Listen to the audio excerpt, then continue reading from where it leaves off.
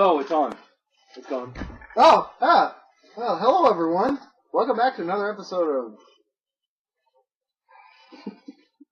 You had a name, huh? It was going to be funny. You're going to open with that joke and kill him. And then the show is just going to be great from there. And now look what happened. It's all downhill. Dirt and Apocalypse's Excellent Adventure. No? Hi. My name is Surf Buttery Nipple. This is Baron Yeager. Nice to meet you.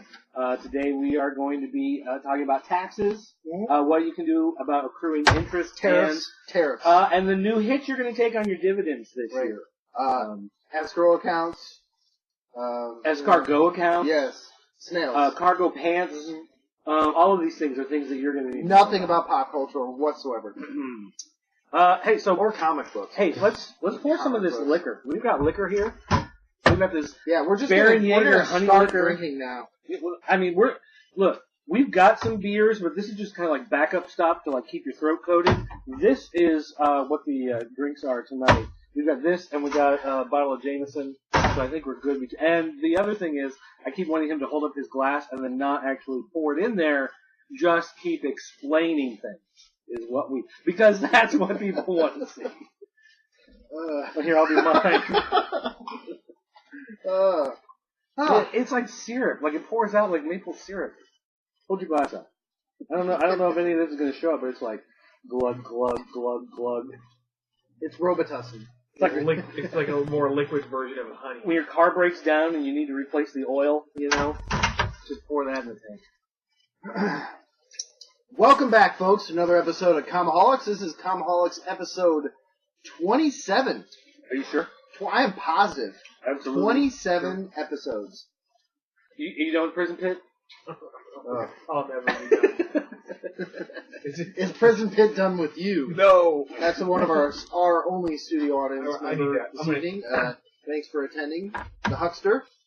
Cheers. It's Huckamania running wild. And welcome back. All of us comic files decided to get together for one more episode. Before we throw in the towel and give up completely. One last time. This is it. This is the last one ever going to do. And it is the holidays, so, it's about Christmas time, just about. Is it like a week to Christmas? By the time this comes out, it'll probably be right before Christmas. No, don't touch now. Now you do not touch. No touch. Somebody got a new tablet. Yeah, I'm trying to catch up on Invincible issues on there. Okay. Because I got to read like 30 of them before we hit segment 3. So, what are our segments?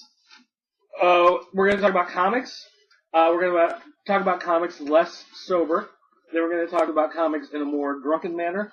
And then we're just going to talk about Prison Pit, which, it's going to be like you're on mushrooms even if you're sober, so it doesn't matter.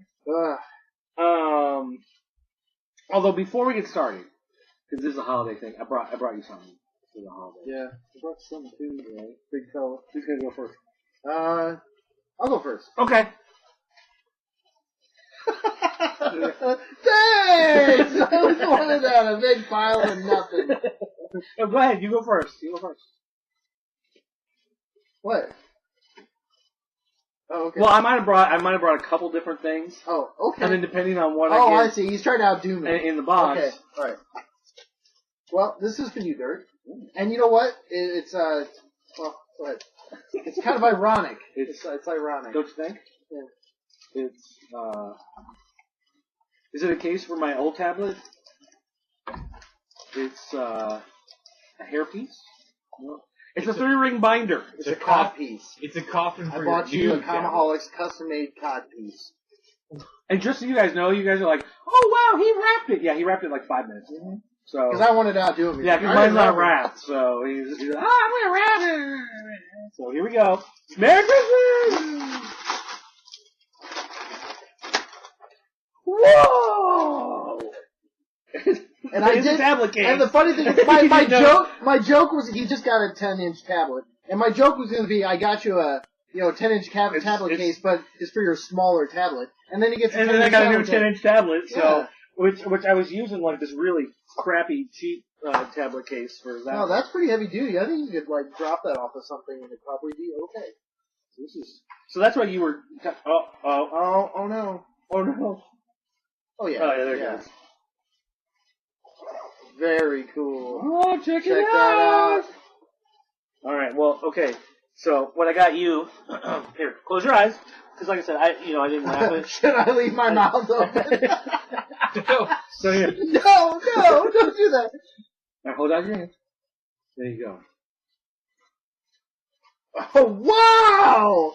Where did you get these? Those are coasters Wow. for all new X-Men Hey, number wait a minute. 1. What?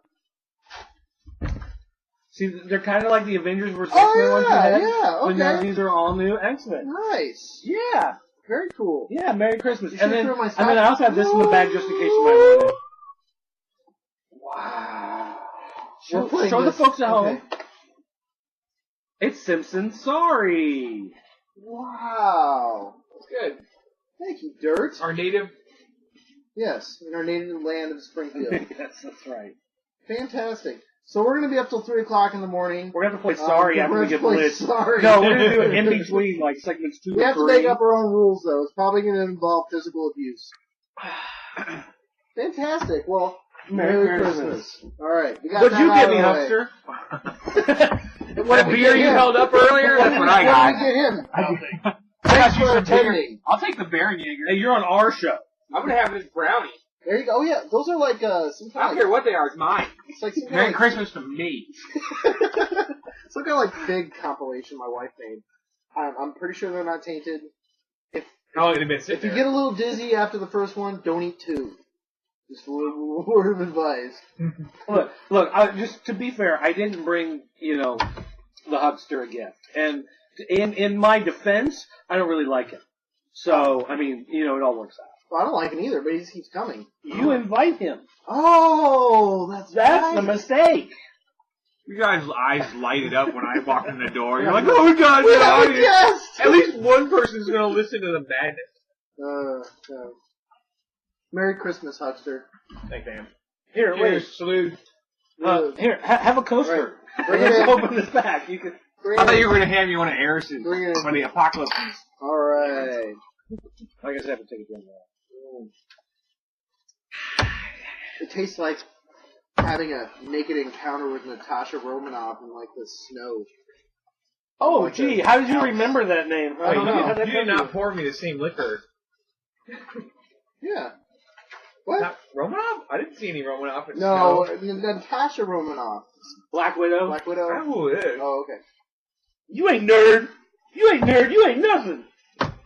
So I guess we're gonna talk about what we've been currently reading. Sure, go ahead. Okay.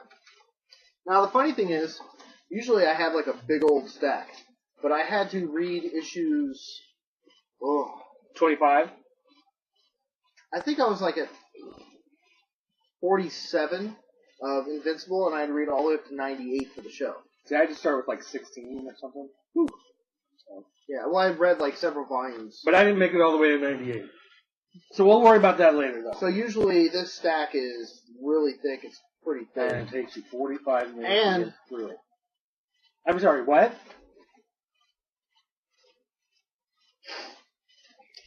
Okay, so we'll jump right into Action Comics. Have you ever read any of the recent Action Comics? Have I? Have I? Have I? Yes. Is that Hell on Earth?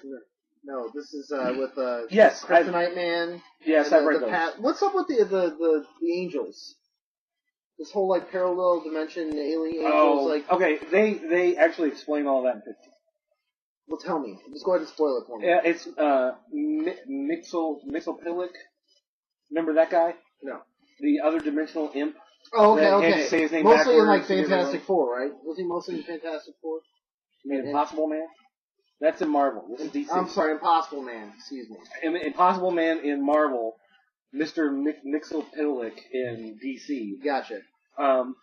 That's the old lady that lives in Clark Kent's building that's like always doing like laundry on the roof or whatever. Okay. She's the wife of Mr.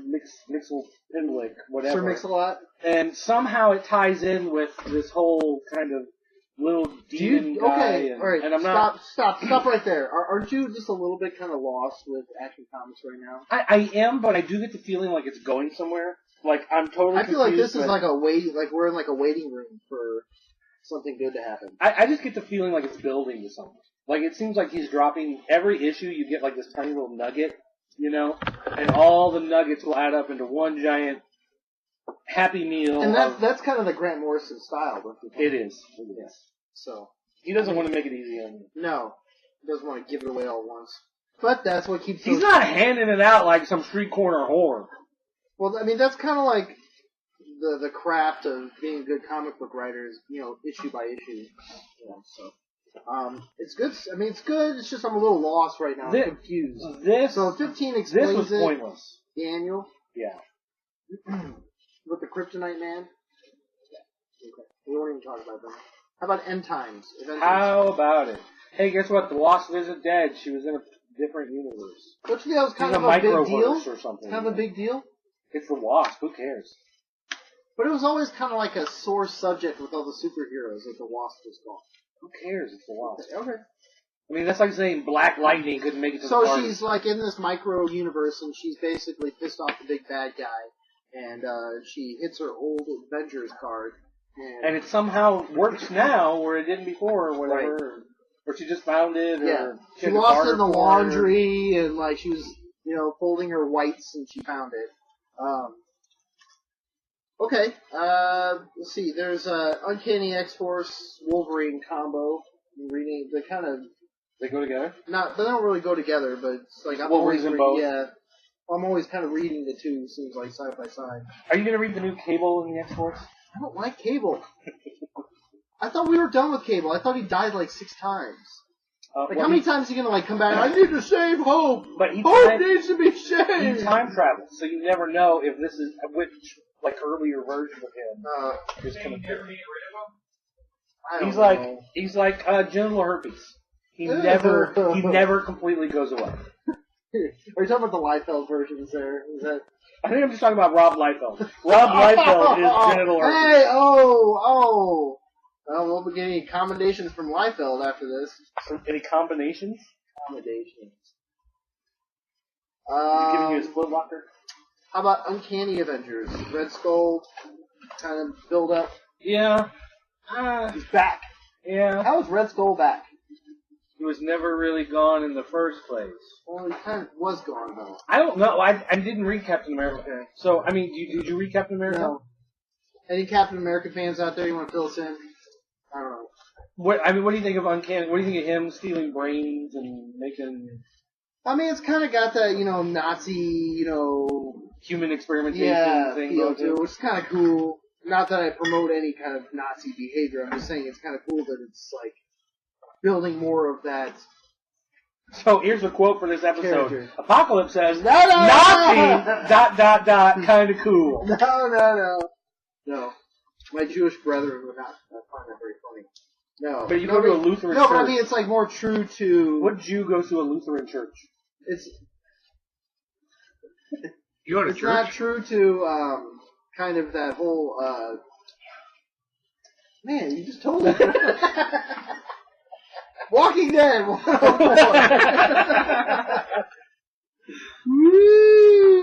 Oh, you haven't read 105 yet? No.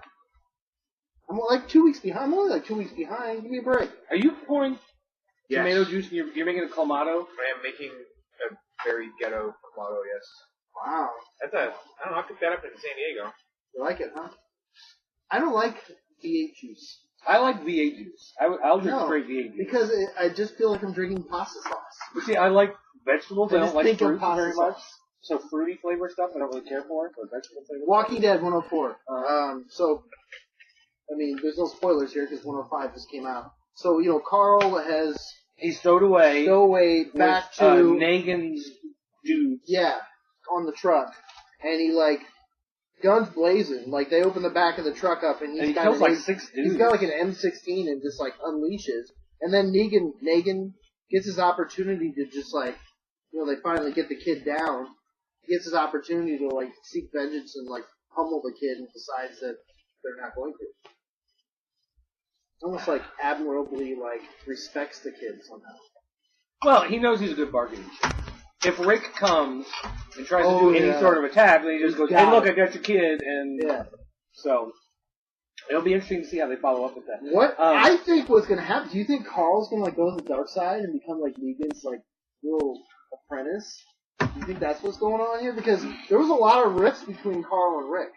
I almost think Carl will actually kill Negan and try to take his place as leader of that colony. As a kid? As a kid. Wow. That's kind of a stretch. Well, because what makes me think of that is, like, there are all those...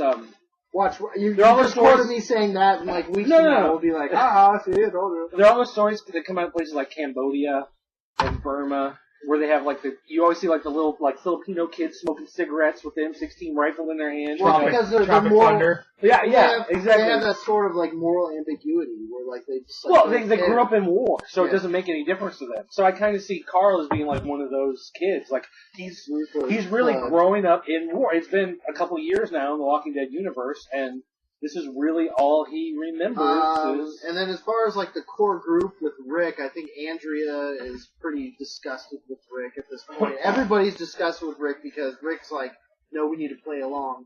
But secretly he has something going on. Like he's got an ace up his sleeve where he's gonna... If you haven't read it yet, if it didn't happen in 104, then in 105 she's actually packing a bag getting ready to move out. That's 104. Oh, okay. So, still great stuff. You know, I really kind of... Oh, and in 105, Carl takes off his bandages. Oh. So you can see his wound. Ugh. It's just like a hole. You wait until you read 105. Okay, alright. How about Justice League? 13 How and 14? about Justice League? With the cheetah. The cheetah. So what's happened here is the woman that now is the cheetah is one of Superman's friends, which we have to remember I at thought it this was one of point. Wonder Woman's. No, it's one of... Yeah, I'm sorry. You're right. Wonder Woman's friends. I told you I've read a lot of Invincible lately. But the woman that took over the cheetah is actually not a very good person and has deceived Wonder Woman. And so now the tribe that is normally like worships the person that becomes the cheetah is after her, hunting her down because they know she's evil. And now Superman in 13 gets plagued by the cheetah curse. And he becomes a cheetah. Right. He becomes a cheetah man. He becomes Chester. Cheetah Man. Chester Cheetah. So what do you think? It's pretty cheesy. It is, yeah. I like the Justice League too. I mean, what's not to like? It's John's, you know? Here's my thing. Like, I remember 13, 14. I don't remember... I remember they have to fight Superman as Chester Cheetah, but I don't remember anything of the story. Like, it doesn't... I've read so much that for whatever reason 13 stuck with me, 14 didn't stick with me. Okay. So I don't know if that tells you anything about it. Hold on, I want to make sure we're leading up to that. Is that all you have left? Yeah, I'm telling you. Whoa! Okay, Deadpool. It sure is.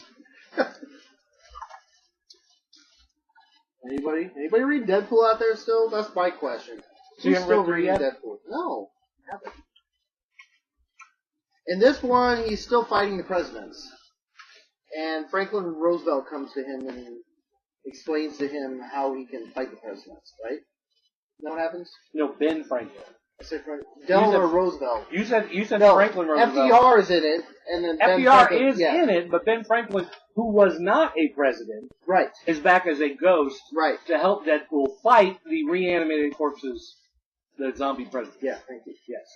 And then like George Washington, and who's the other arch nemesis? It's like Washington and somebody else. Oh, Ronald Reagan. See, I'm telling you, this is.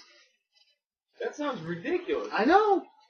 I mean, not that I spoke my piece about issue 1, and he made me change my mind about issue 1. And then issue 2 comes out. and you just And it's more confirmed ridiculous. everything you Yes. just said. And it's not even that funny. It's not ha-ha funny. It's not bathtub, or pools full of pancakes like the That's other what one. it should be. It's not slapstick. As I wear my Deadpool shirt, my Deadpool cane, you know, I mean, I'm proud. The old one was slapstick, and this one is more ironic. I'm not giving up, but I'm not I sold. enjoy it. I I'm enjoy not it. sold. Well, you haven't I'm read not issue sold. 3, Okay. where he fights Nixon and Checkers. Checkers. All right. Batman, Death of the Family. What do you think of this whole Death in the Family crossover? Because I've only read, like, this one. Okay, listen. Which is a really Go cool back cover. to, Really like, cool Comiholics 22, maybe it was, 23, where we talked about Night of the Owls. We talked about the fact that, at its core, there was a really good story. Unfortunately, it had to cross over into Batgirl and Red Hood and the Outlaws and Birds of Prey and Nightwing, and it went to all these different places where it completely got watered down and lost and confusing, and none of it really added up and made a whole lot of sense as a whole. Take that entire conversation and just every time we say Night of the Owls, just go, Death of the Family. And that's exactly what this crossover is. At its core, there's some really good stuff with Joker being super creepy. Bat crazy. Beep crazy. He had his face cut off in the first episode of Detective. Which I want to see what's underneath it. He, like, stapled part of it back on and then put, like, straps around he's got, like, it. straps, like, through the mouth part, and then he's got it tied around his ears, like a hospital mask kind of thing. You can actually show that cover. I do. You can see had it up in your part of it there. And, like, somehow he's in Batgirl, holding Batgirl hostage, and he's saying it's going to be like the wedding of the universe or whatever. It's the two of them are going to get married because they've had this connection ever since he shot her and put her in the wheelchair or whatever. And at the exact same time, he's also got Batman tied up, and he's with Batman. It's like, oh, what did you think though of like all these issues are coming out at the same time, and what there's about no Batman clear like 13 this one must be where first. Red Hood appears? Like Batman goes to like confront the Joker in like the original scene where he turns him into the Joker. And it's Harley Quinn wearing the helmet. What about it? I thought that was kind of cool. And then there's a whole part where the Joker says to Harley Quinn that she needs to become like him, and basically tells her that he's going to cut her face off, like he had done. And he's like, and he ends up not doing it, but he did it too terrifying. I strongly disagree with that. She's a hottie. I'd be like Harley Quinn. Yeah. I've never cared for Harley Didn't she Quinn. originate in a cartoon? Yes, in Batman the Animated Series. Yes. That's about as far as I'm a little partial. My bride dressed up as Harley Quinn one year, and it was pretty sexy. I was the Joker. But, so you don't like the way this is going then? Or you do? If it was like, how about issue 14? So 13 was Death of the Family, and then 14 was continuation, like leading up to more just Joker Batman. Look. If they had just been what's going on in Detective and Batman, if that was the whole story, right? Okay, it would be 5 stars. Okay, but if you read Batgirl and Red Hood and the Outlaws, we're not talking and all about that Batgirl and Red Hood and the Outlaws. I'm saying I just answered your question. Okay, all right. Now I'm continuing the discussion by saying if you go and read all those other books, then it becomes a 3-star story. Okay. There you have it, folks. I'm kind of disappointed that your rating system involves stars. What would you prefer? It would be a 5-pie system. It's a 5 shots. 6 cantaloupes. Right. If you just take Batman and Detective, it's 4 Q-tips out of a boysenberry pie.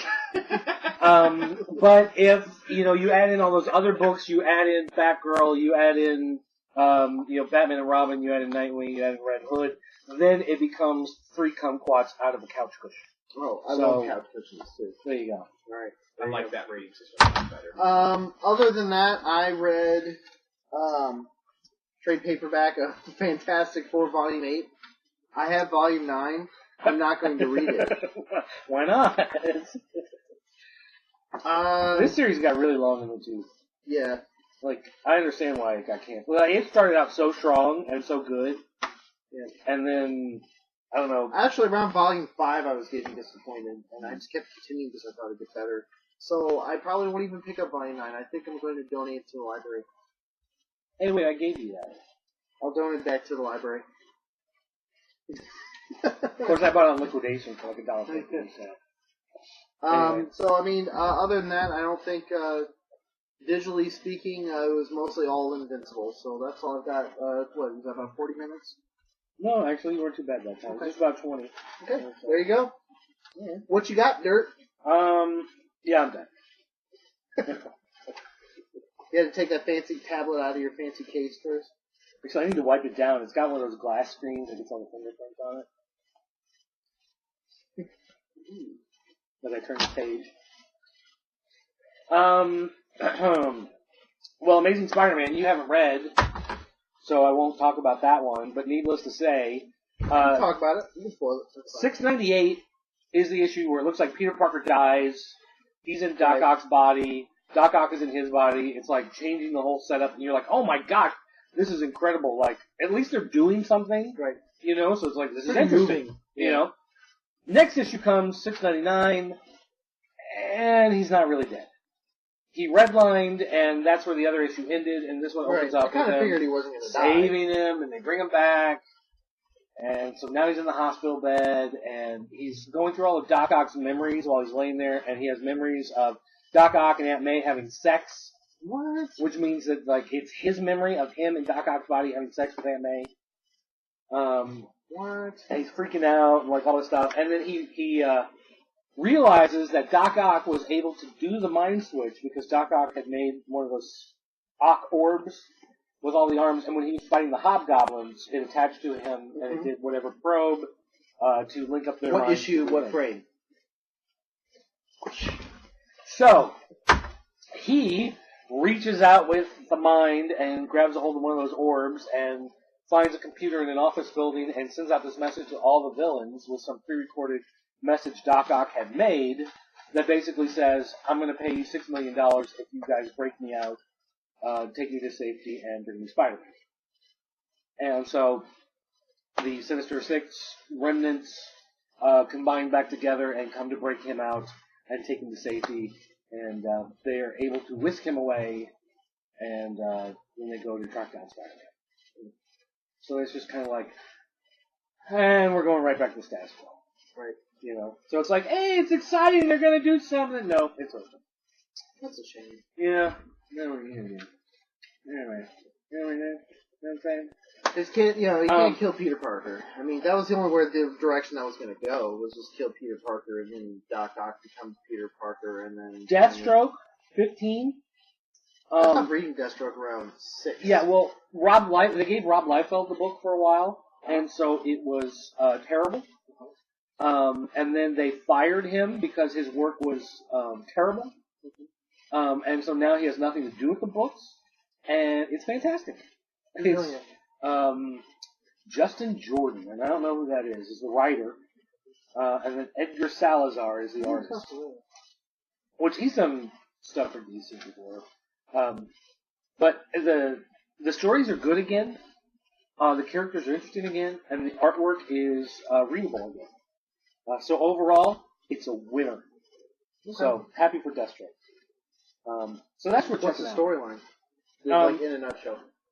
It just ended. It just kind of wrapped one thing up, and it just started a new one where there's an immortal, kind of like a Vandal Savage type guy, who is controlling like this area in, I don't remember if it's like Siberia or whatever, and someone hires Deathstroke to take him out. So Deathstroke goes to try to kill him, and finds out that the guy's an immortal. So it's like, how do you kill an immortal? So like he tries to snipe him and blows his brains out, and the guy gets out. You know, so it's he's going to have to figure out a new way to kill somebody. Well, speaking of immortals and getting up and being like tried to be killed and stuff. Just a side note, Huckster, I don't know if I texted you or not. Did you know that there's going to be a sequel to Caligula? Oh yeah, I did know that. Yeah, like you told me that at work. The Bob Guccione movie from the early 80s with all the explicit sex? No, this is this has explicit sex, but it's already out. The first issue came out. Yeah, first issue's out. I will have to see that. Yeah. Just want to side note. I want to make sure you got that message. What else you got? Are you still reading the Minutemen? I'm reading all the. Yeah. All the. What's your favorite series? Night Owl, and then Rorschach, and then Minutemen, then Dr. Manhattan, and then Silk Spectre probably the bottom. Okay. Not a big Silk Spectre fan. Not in this version. Are you current on I see Fanboys vs. Zombies there. Yeah, the most recent issue has them meeting Robert Kirkman from Walking Dead. at the convention. Is he a zombie? No, he's the one who's like, guys, you obviously aren't prepared. I'm the one that's been studying this for 5 years. Let me show you how This is all you gotta do to defeat the zombies. You need to get a kid. Get a kid. And, with a cowboy hat. well, and then, like, as he's, like, leading them outside of the convention center to get them to safety, these, flyers drop from the sky that the U.S. government's gonna, like, nuke the town. Mm-hmm. So now it's, like, one of those escape, like, they gotta get out of town before... Escape from San Francisco? San Diego. San Diego. It's in San Diego. So they gotta get out before everything goes up in smoke. So, Captain America. Have you read the new Captain America? I told you I'm not reading any Captain America. The new series? Is it good? Is that Remender? No, yeah, writing it, but John Romita Jr. doing the artwork. You don't like it? Captain America. He, like, randomly, like, gets pulled into, like, this portal and finds himself on Planet X in this far away solar system on the other side of the universe. And, like, I don't remember if it's an issue 1 or an issue 2, but it, like, skips ahead, like, 2 years or something. So it's like, he's on this planet, he meets this little girl, he takes her to safety, and then it's like, 2 years later, and he's, like, haggard and got this beard, and he's been living on this planet, and it's like, what the? Captain America! Right. Captain America! On this alien planet. It's like this, it's like a cast-off Green Lantern story from the 70s that they put modern-day Captain America in. It's mind-boggling, as you say. Mind-boggling, yeah. As you say. It's mind-boggling experience. That's a shame because you've got a good team up there. You know, Romita, Remender. You would think they'd be able to not screw it up, but you would be wrong. One other thing. I love your candid appeal. I really do. One other thing that's worth pointing out is that recently, on Comixology, they added Volume 1 of the Adolescent Radioactive Black Belt Hamsters. I don't know if you Yeah, that's top of my list, definitely. They collected the 4-issue series. Dynamite now decided to collect the 4-issue series together. Originally came under some other random company. Was it on sale? It was on sale for like $1.99 for like a volume? For like 120 pages. Okay, I'd buy it for $1. It was sorry, just a little cautious, you know. I got Adolescent. This is the series. Limit. This is the series that came out in like 2005, I think it was. I want to say.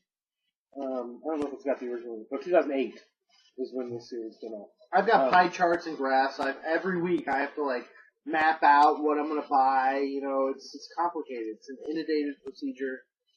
It takes forever. And where on that list is Adolescent Radioactive Black Belt Hamsters? It's way up there on the charts. Is it? Yes. Good. I'm glad to hear that. Because I had a feeling you might kind of shuck your responsibility to be reading the Adolescent Radioactive Black Belt. No, I will. So you make sure you get in your reading of the Adolescent Radioactive Black Belt Hamsters during the allotted time for the Adolescent Radioactive Black Belt Hamsters reading. It's coming. All right. You got to have priorities. Yes, it'll be posted. Okay. Well, I think that's going to do it for this segment. Pretty short, but folks, we got a lot to cover. I mean, pretty short, but sweet.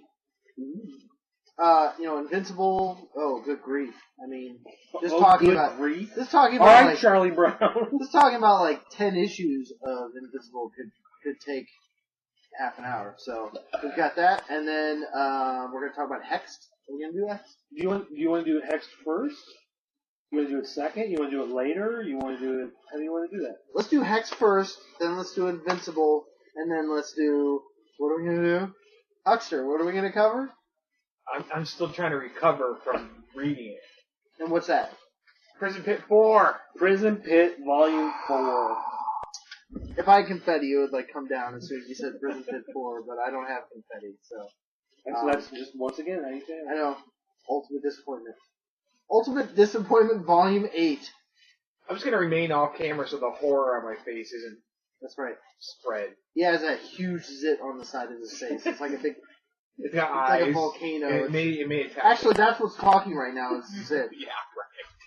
Thanks. And I know how you really feel. Well, at least it's the attractive part of your face. We'll be back. You go ahead, you die.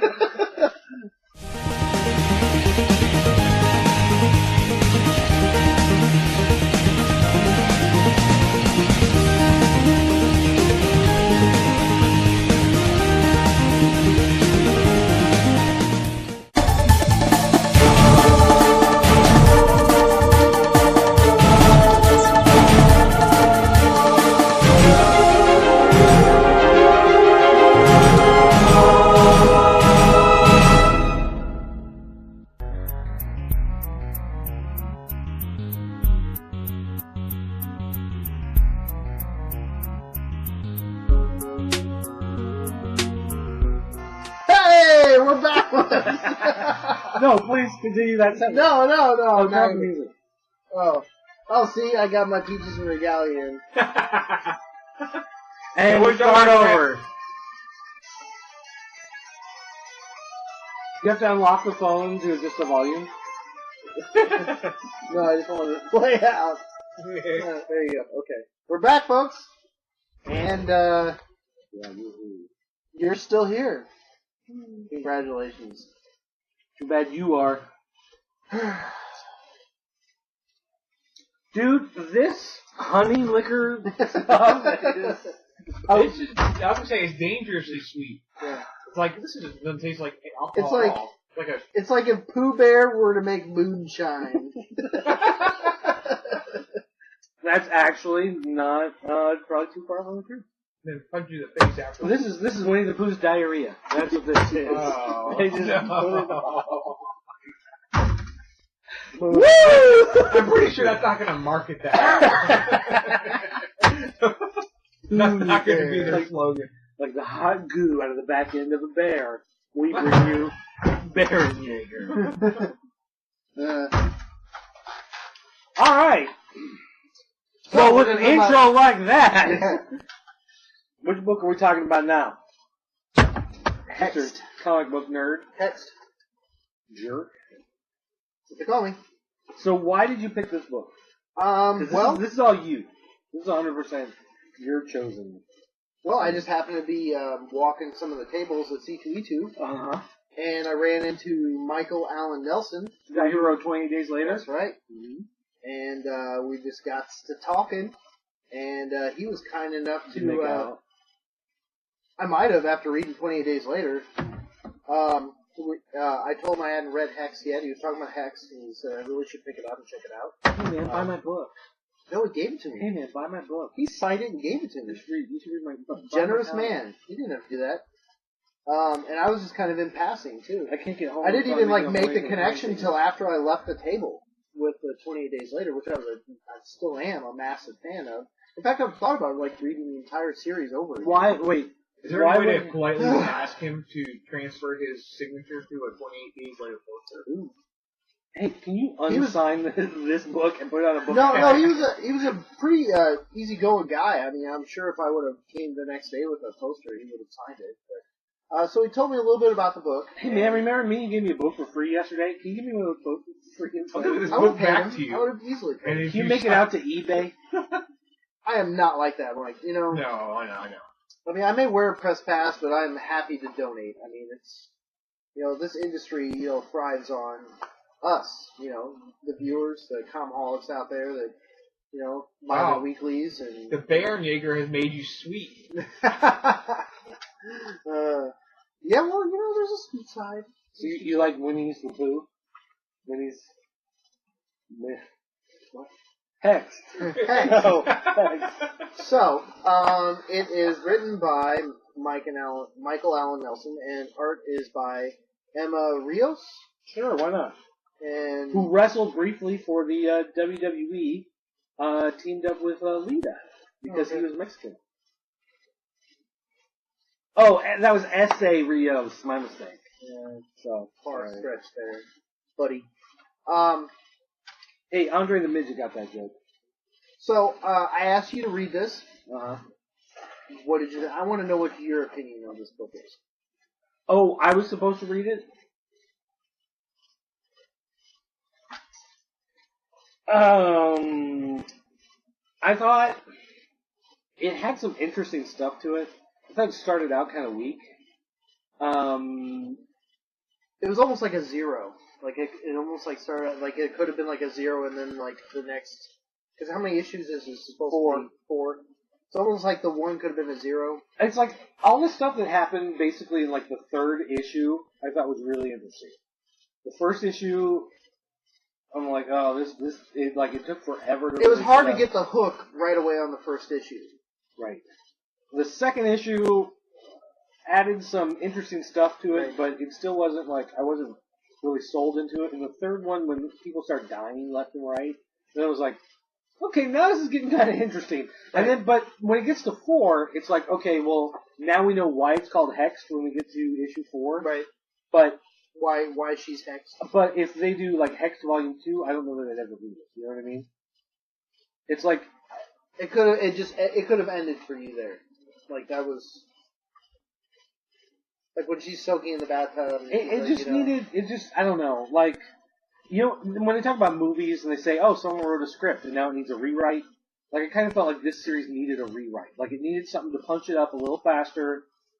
They needed to explain the characters a little bit more.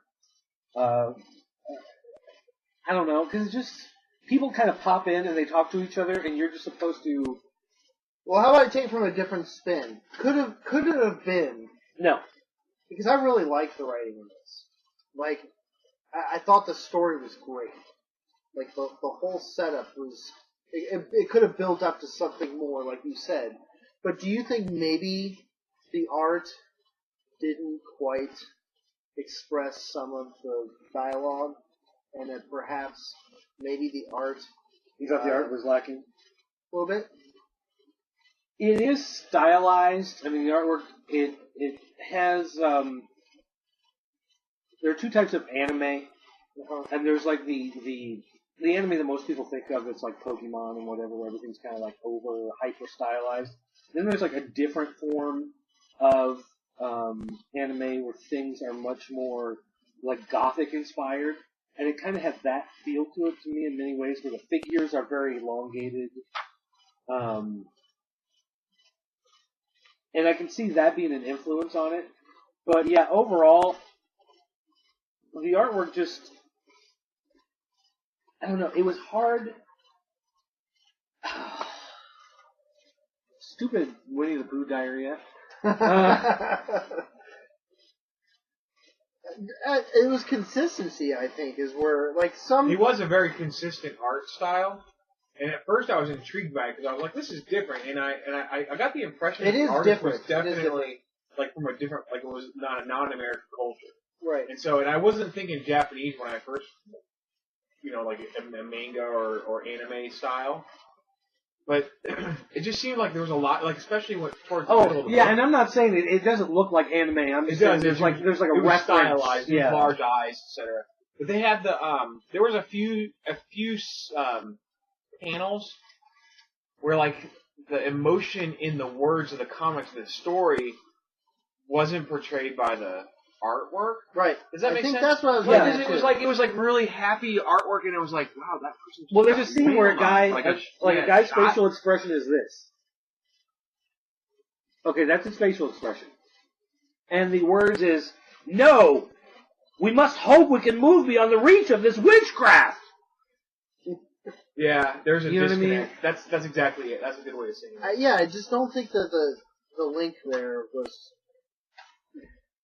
Now, having said that, there are, like I said, there's some very interesting stuff that happens. Like, there's a lot of... I'm not going to be completely kind of like Hellboy, Cthulhu, kind of like really out there. Like behind the scenes. Like she finds a corpse, she cuts open a corpse and climbs inside and somehow finds this like other universe. And that was very graphic and kind of moving. Like, that kind of like, that got my buy-in. Right when that happened, that's when I was invested into it. That's when I was like, ooh. It's different. Really like it's different. I want to know what happened. Right. And then I like the fact that she was working basically for a collector, like this like dealer of sorcery items, witchcraft collectibles, recovery artifacts. Yeah, Or but it was like, she was very specific. Like she was hiring her to like pinpoint and go get certain things. It was like Friday the 13th series, if you remember that old TV show where they have to get all the haunted antiques and bring them back to the antique store. It's a lot like that.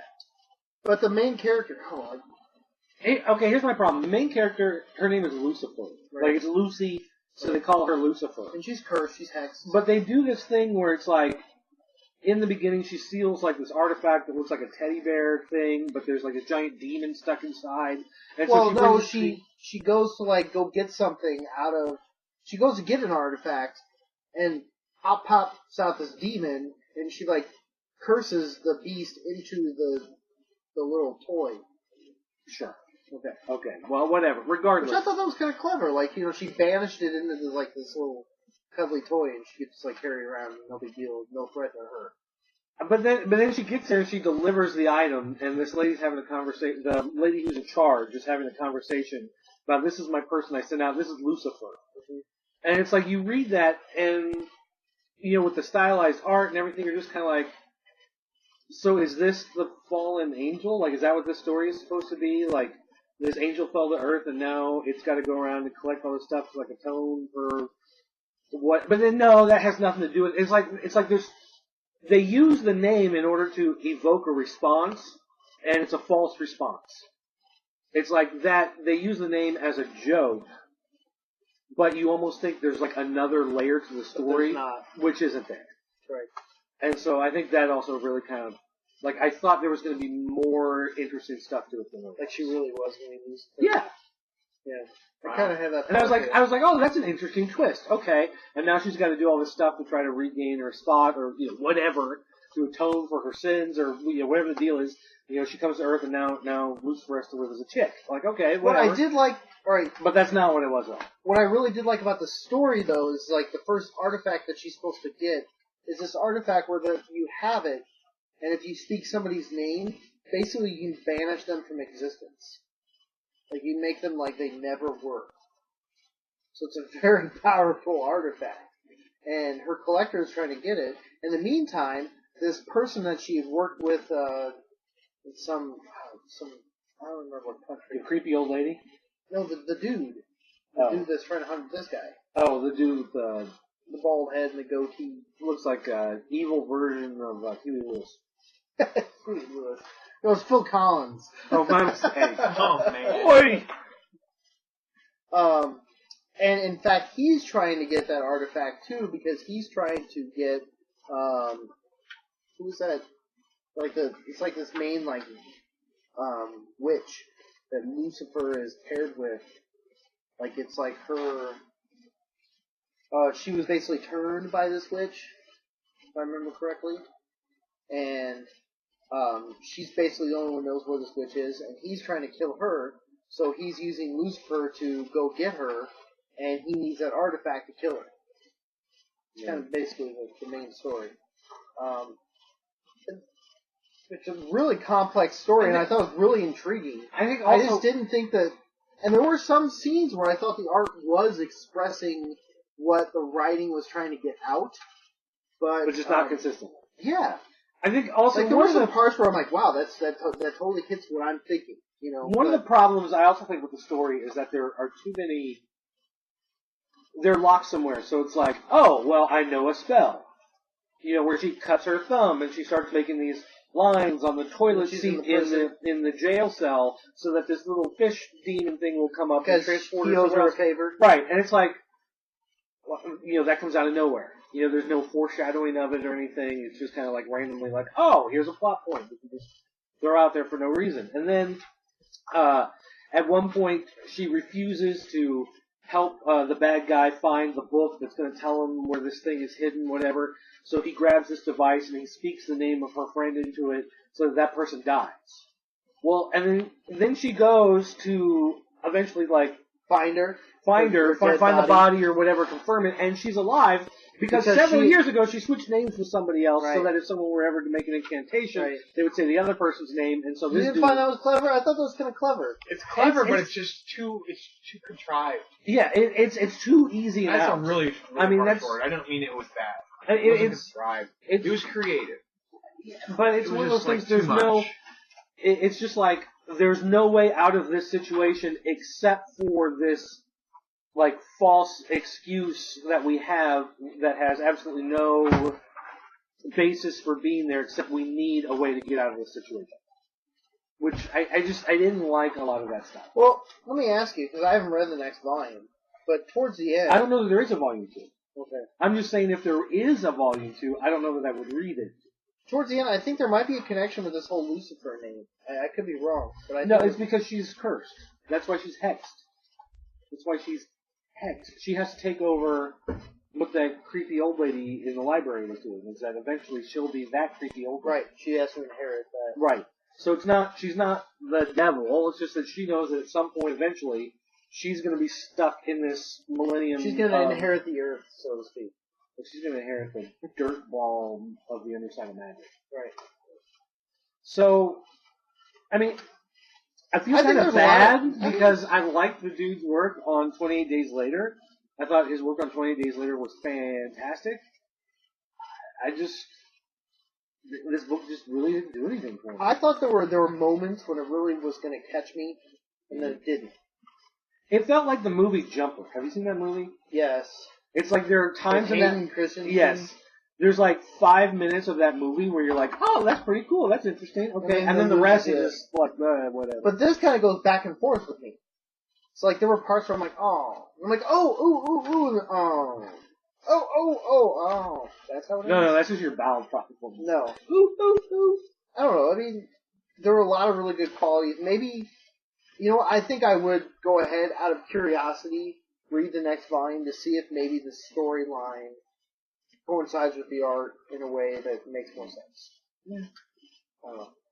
So, I appreciated the time to actually talk to him, and I think I might have referenced 28 Days Later when I was talking to him. It was kind of like in passing with a lot of people, and I was just happy he signed it. You know what book I like is that 28 Days Later. Which one of these homos wrote that? Yeah, what is going on? Why's it always going to be about homos? Well, that's what you said. What? You're the one. What? This guy. Alright. So overall, thumbs up, thumbs down. Kind of in the middle. Like, I'm not saying it's necessarily a thumbs down. I just... Do people need to read it? Do people need to pay $14.95 to read that story? If somebody handed it to you for free and signed it for you, would you read it? Yes. Would you pay $14 for it? No. Sorry. Yeah. If it's on sale on Comixology, it's 99 cents an issue. Yes. Would you pay the $4? Yeah. So it's worth $4 if it's on a 99-cent set. Yes. Okay. But look for. I think it actually has been on there. Actually, to be honest, though, I'm glad somebody's doing something different. It was very different. Yeah, it was different. And if you're looking for something that's just not mainstream, it was definitely. Like I said, I really like the story.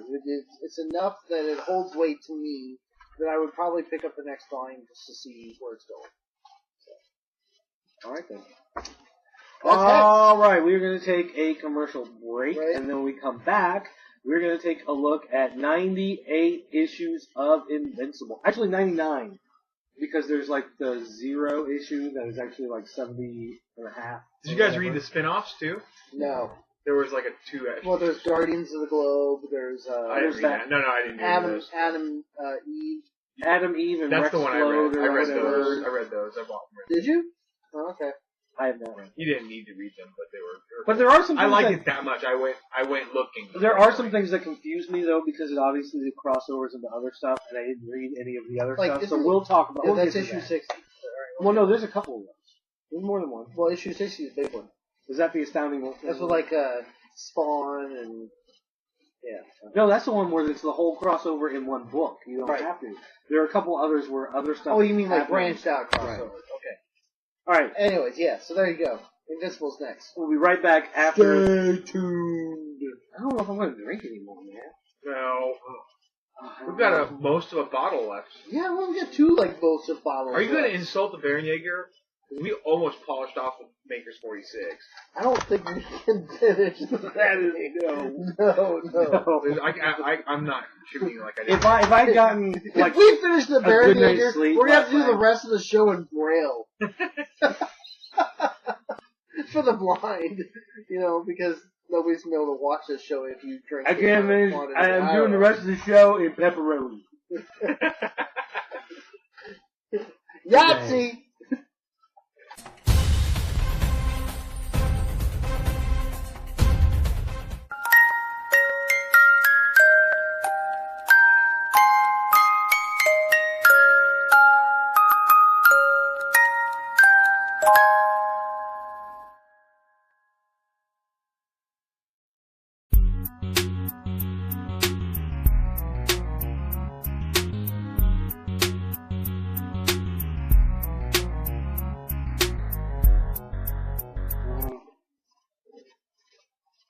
What now?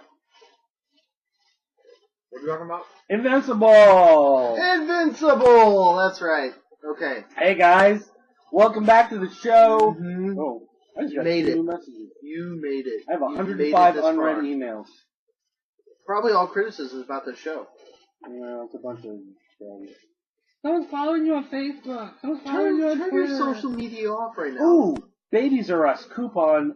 Save big on baby care, feeding, clothing, and We're more. going to talk about Invincible, okay? Invincible started... When did the conversation begin, Invincible? We were talking about that earlier. It was probably way back. I never heard about it until Comiholics, actually, to be fair. I don't know what Comiholics issue, but it was very early on. Issue? Episode. Very early on, we were talking about Invincible.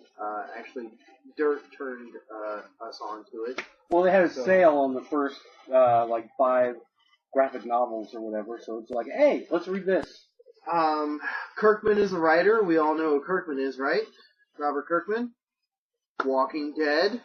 Never heard of it. Never heard of it, huh? Walking no what? clue. Yeah. What does that mean? I'm going to throw it out there right now. I like Invincible better than Walking Dead. Wow. And I'm current with both. Okay. Why? Yeah, what's the... Are we going to go right into it? We're going to dive right in. We're diving right in. I don't know. I think the characters. I do like the characters in Invincible. There's a lot more characters in Invincible versus Walking Dead. It might be also that some of the style for the comic book is like super nostalgic. This is nostalgic for me. I think I mentioned it in the last time we did a Comiholics on Invincible. That it was kind of a nostalgic, like. The first time we talked about Comiholics Volume 1 was December 1st, 2011. Invincible Volume 1 was in Comiholics 26. No, Comiholics 16. I was going to say.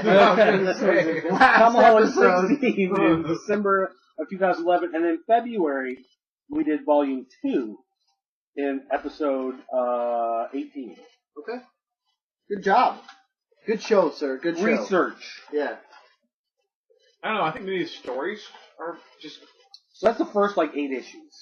Volume 1, Volume 2. Well, to break it down, I really think that there are a lot of similarities. There are some similarities. Yeah. What I like best, I'm just going to jump right because we are just jumping right into it. What I like best about Invincible is it's so well interwoven, especially the villains. The villains come and go, but the way they come back, the way they, he throws in a lot of there's a page here with this guy, and you see what he's doing. It's usually towards the end, and it's just to catch up. It's to catch up with what they're doing. Well, and a lot of times it's in between 2 different scenes. It's there's something's going on with Invincible at school, and there's something going on with his mom at home, but then in between there's a page of the guy going into the alternate dimension and grabbing the alternate version of himself and bringing it back. And it's just kind of thrown in there. You have to pay attention because some issues can have literally 4 stories going on at the same time. There's a lot of jumping around following all the characters, but it always builds to something. It always leads to something. It's cohesive. The story is cohesive. Yeah. You can easily follow it. And I which is the same as... And I like my Adhesives Co. So that's how it's really good. And the flow is consistent. And maybe that's the beauty of having the same writer carry over a story for so long, is you do get that consistency. I got the impression that he knows where he's going. Yeah, there's definitely a direction. And which is weird because it's not predictable at all. It's not predictable. Right. No, it's not. No, he'll leave you thinking, and he's very good at aversion. He'll they'll send you one direction, and you'll think it's going that one direction, and it goes the other. So I mean, in generalities, that's kind of Invincible. The characters are complex without being ludicrous. Like you buy in. You know what I was thinking about that today, because I read probably 20 issues today. Seriously, like back to back. And that is the luxury of like picking up trade paperbacks is, everybody's been talking about Invincible for so long. Everybody's like, you gotta read Invincible. Some of my, some of my best friends. My 3 friends, that read comic books, they're like, you gotta read Invincible, you gotta catch up, So I finally did, and I said, okay, I'm gonna commit, we're gonna do it on Comiholics. I'm gonna read all the way up to issue 98. 99 just came out, you said? No, 98 just came out. Okay, so 99 hasn't come out yet, so I'm current now. And it's nice to be able to just carry over issue to issue to issue. With those, I bought most of the volumes on Comixology, so. But it does have great cliffhangers. Like, every issue you're like, what's gonna happen next? I know, and it takes so long for them to come out now. Now that I'm not it's a 4 monthly. years Is it behind. monthly? It's a monthly. Yeah, now that I'm not 4 years behind, I actually have to wait month to month. When did it start again? When did Invincible? What year? 2005, 2006. I think it was 2005. Okay. Let me see if I can find it. That stupid research I did. Which is weird, because you know how we said the story is like... 2003.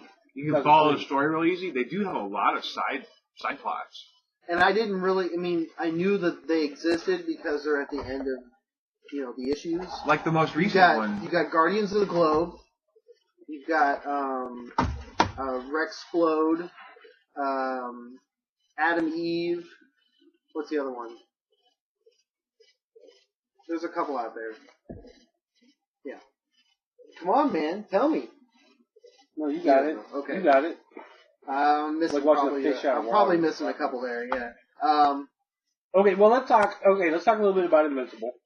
We have covered the first 2 volumes of the trades, whatever, before, so just basically in a nutshell, Invincible's a teenage boy, his dad's a superhero, his powers finally emerge, so he's gonna run around with his dad now and save the world and whatever, and his dad is basically Superman. And then his dad kills the main group of superhero good guys, Guardians of the Globe, and nobody knows. And then that's basically the first 8 issues, in a nutshell. Very briefly. And then continued on from there, Nolan, which is Nolan Grayson, Mark Grayson's dad, basically banishes himself from Earth. Isn't that basically how it happens? Well, no. There's some stuff that happens before that. Like, nobody knows it's him. Right. Nobody knows that Omni-Man, the Omni-Man is the one that killed the rest of the Guardians of the Globe. Until someone digs up the body of one of the Guardians and brings it back to life. Right. The guy is an immortal. Immortal. And so he dies, and he lays there for a while, and then after a while he eventually wakes up. Yeah. And he shouts out Omni-Man. And so he goes and tracks him down, and Omni-Man tries to kill the Immortal. I think is his name Immortal? The Immortal. I think it's Lincoln. And kills him again, but this time, Invincible sees his dad dead. So his dad has to explain, I'm an alien, I'm from outer space, everybody knows that. What I didn't tell people, is the truth, is that I come from a race of warriors that are taking over the galaxy, and I've been sent to Earth just to get Earth ready for the takeover. I've got 500 years to basically kill off any resistance, so that when they come in, they can just walk all over the planet and take it, and that's it, in the story. So Invincible starts fighting his dad, and in the course of this battle, the dad realizes that he actually does love his son. He actually cares for his son. He doesn't want to destroy the planet, and that's when he takes off. And interwoven through this very brief description is, like, superhero everyday life. Right. Like flipping burgers for a job as a teenager. Right, it starts, and we talked about that early on. Which I actually that's what resonated with me. Yeah. Well, Mark Grayson is basically this character who's like a kid that doesn't get his superpowers until he's a teenager. And then he starts to understand what Nolan, his dad, is all about. But we're a little bit past that at this point. We'll kind of skip ahead a little bit here. at this point, Mark has discovered that Nolan's, intentions were, originally to, colonize and destroy Earth.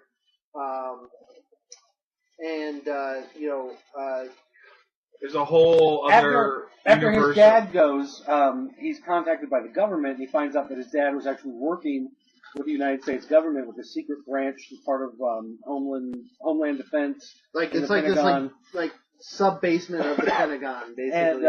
And run by Cecil. And this guy basically offers him his dad's job, saying, your dad was the one that we always contacted. Now we want to have you be the guy that we contacted. So Invincible's like, okay, sure. And suddenly he finds that his whole life changes. They suddenly have all the money in the world they need. Anytime they have a problem, it'll be taken care of. But he's on call at all times. But he's also on call. For Cecil. Anytime he's got like a crisis. So then you have all these real world problems where he's trying to date this girl, but doesn't want to give away his secret identity. So of course they're going to have a date, and he arrives and immediately gets the call, and he's got to go. And so she starts, thinking and it's cool because and what I like about what Kirkman did is he did the transition well. Like, it starts out teenager in high school, and then you've got college kid, and then that, transforms to his first job. Yeah, his first job where, Adam Eve, has that business going for him, where, he's basically security. For power plants and doing like basically that. what he already is doing. Right, but just getting paid. But getting paid a little bit stipend or whatever. He has this girlfriend in college. They split up, and then he starts dating the girl he really loves, who's Adam Eve. I'm trying to remember. I was trying to remember that today when I was reading that. Do you remember the backstory of Adam Eve? Wasn't she She and Rex Flode were... No, but where she came from. There was this weird origin about her, and I think that's going to come up again. No, they just have a story of her youth. Because she had her ability to manipulate matter from a very early age. Right, okay. And unlike Mark, whose parents understand what it means to be a hero and whatever, her parents absolutely hate it. Right. Yeah. The fact that she has anything to do with people with superpowers, they just absolutely... They're very complex characters, and they're interesting. It's not contrived. Okay, so let's get some things straight here. So basically, what's attacking Earth? That's kind of to break it down to explain it to people. Well, there's several things attacking Earth right now. Extra-dimensional aliens? What were they called again? The little green guys. I forget. The antennas. They keep coming back. They keep going into every 10 or 15 episodes they attack again. And that's kind of the ongoing story leading up to where they're at now. I had all these. What? The green aliens guys? Yeah, the green aliens that keep coming back. Because first Nolan takes them out. He disappears for and then 3 years. And then Mark he's only gone for a month. Out. Yeah, then I'll find it. Robot Man and Monster Girl go take. Well, but they see, what this is all. Oh man, see, all right.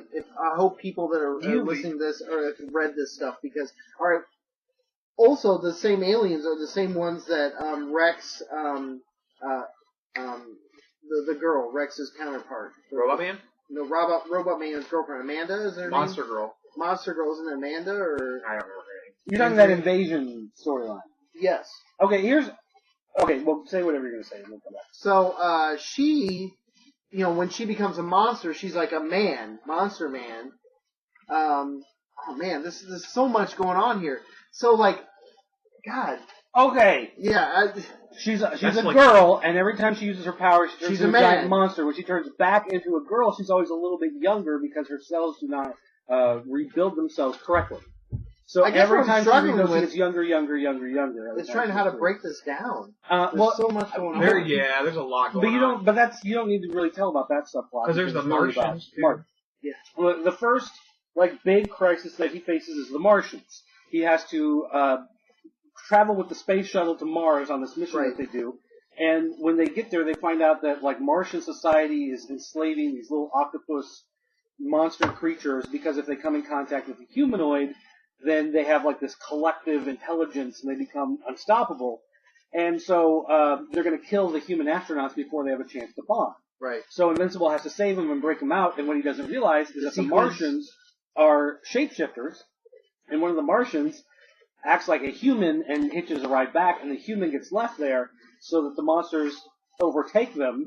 And eventually what happens is they overtake the Martians on Mars and totally destroy that society and then come to Earth in order to try to take over Earth. And that's one of the big crises that he has to take care of. There's also, what's the guy's name? Angstrom Levy? Yeah.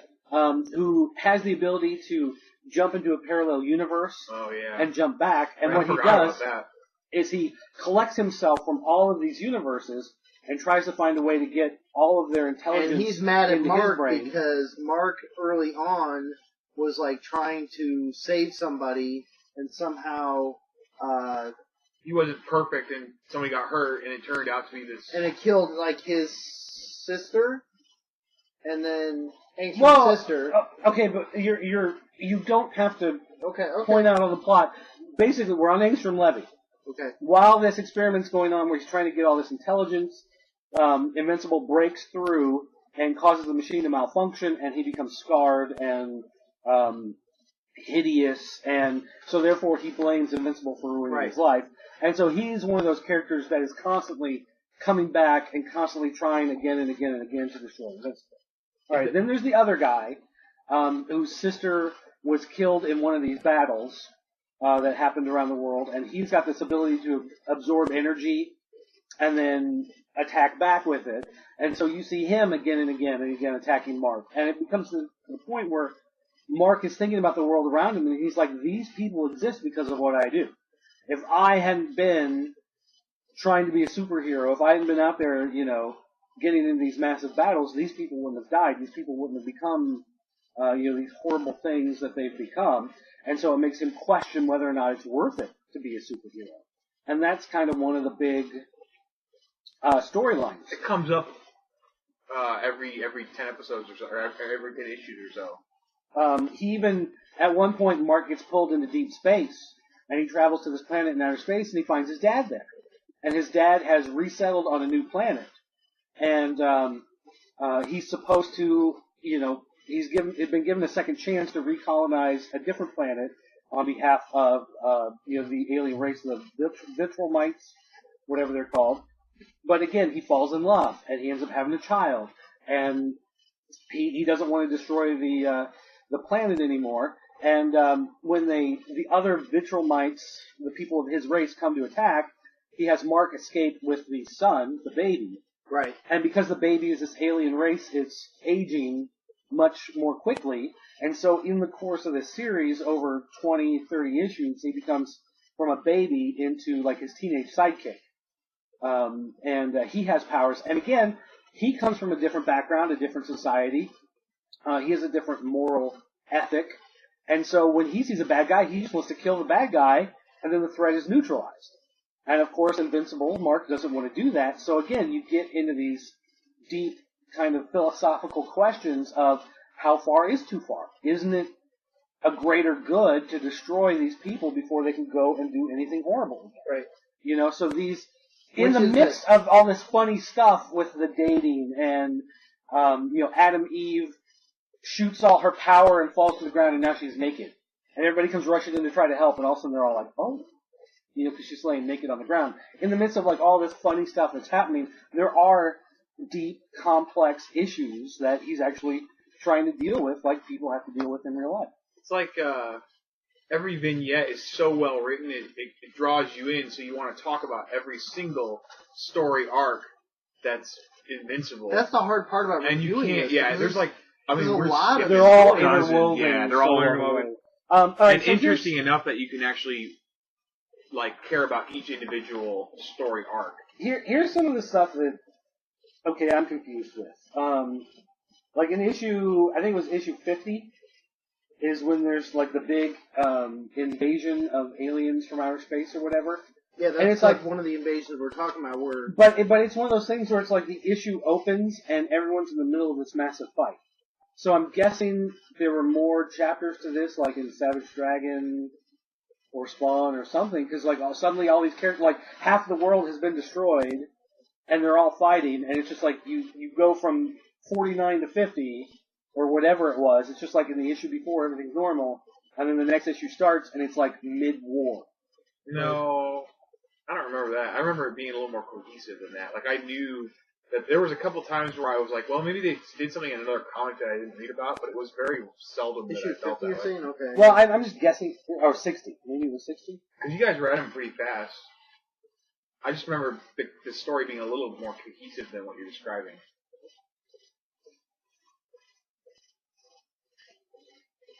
That's that's the War. Invincible War. Okay, that's not, when we have like that's Spawn okay. That's and not like it. all these other like characters showing up from Image. Right, but that's not that one. It's a different one. Yeah. Which makes for a good rap. So, and actually, that's the issue where he kills Armstrong Libby. Well, you think he does. Yeah. Yeah. But then he gets like pulled and sucked in through a dimensional portal and he gets rebuilt by those like crazy alien guys, and then like he ends up being an indentured servant to them. And it seems very. That's the thing I really like about this is not only is Kirkman like staying true to like he's got all these subplots. There's so many subplots. He's had a little while to work on it, but he doesn't let them go. Yeah. Like it is very even cool. as it goes through, all the different issues, like from issue 60 here to 98, it carries over and it still makes sense. It has weight. And what's crazy to me is that even though he's reintroducing each of these plots over and over, he has conclusions. It's like the stories do conclude. Yeah. They conclude after every 3 or 4 comics. It's not nonsensical. Yeah. It continues. I know. I definitely feel like I'm part of that world. Like reading it, I mean, like I know what's going on and I can feel like I can respond to what's the references in future episodes. Like I'm like, oh yeah, that was back in 45, something was going on. I don't know. I just feel like it is a cohesive story. It doesn't feel like. So of the villains that we just spoke of, what do you think is the biggest threat at this point? Do you think it's still the Voltrumites? Like, do you think they're still? Yeah, that one guy. There's a Nolan's supreme leader is pretty. What's his name? I think what the big there's something bigger coming with Cecil. Cecil? You think like Cecil has something like even more up his sleeve? Yeah, I think there's something because he always seems to be one of those guys that always has a trick. He always has a backup plan for his backup plan. Cecil is the guy who heads the government security agency that employed Invincible for a while, but Invincible turned on him because he realized that Cecil was using like some of these villains, these criminals. Cecil goes, well, I could use them to do research, and so he would grab them to do research. And so now instead of them going to prison, they're getting one of these cushy jobs working for the government. And so he just rebels. He says, no, I'm not going to be a part of that anymore. And so he leaves. Is Cecil still really bound in the Earth, like the Earth, the machinations of the Earth? Whereas the Viltrumites seem to be more galaxy-spanning. And that seems to be more dangerous to me because they're just so powerful. Like, one of them can wipe out a planet. Right. And so, like, as far as Cecil goes... But then the secret comes out that there's only about 50 of them 50 of them left, yeah, that comes out, yeah. Because basically the Voltrumites, where Nolan's from, he's a pure Voltrumite, The Voltrumites have determined that Earth is the best genetic match for them to breed. So they're going to allow it to exist. Right. And, they at some point they realize they want to rape our resources, but at the same time, the genetic resources that would be more valuable to them. I think that's brewing into some huge episode. Well, I think that, and, God, what's his name? It starts with a T, like the main leader. Like, he's like the oldest Voltrumite. Thaddeus or something like that. There's something really... He's never been defeated. Yeah. By Nolan or he's outsmarted everybody. Or anybody. He's never been defeated. He's been pushed back. I don't think he's even gotten a bruise. Well, he's been bloodied, I think. Maybe. But he's defeated everybody up against him. Until he's finally but he's still doing his own thing. I just feel like that's... And what do you think about this rising sequid invasion, too? Here, you sit over here. You take this seat. I've read that. Come over here and take this seat. I don't know if I don't want to be on video camera because I know you're talking about Prison Pit next. We're talking about Prison Pit next. You guys are having this back the and forth Hucksters on conversation. video. So I've never been on video before. What do you think about the Sequid invasion?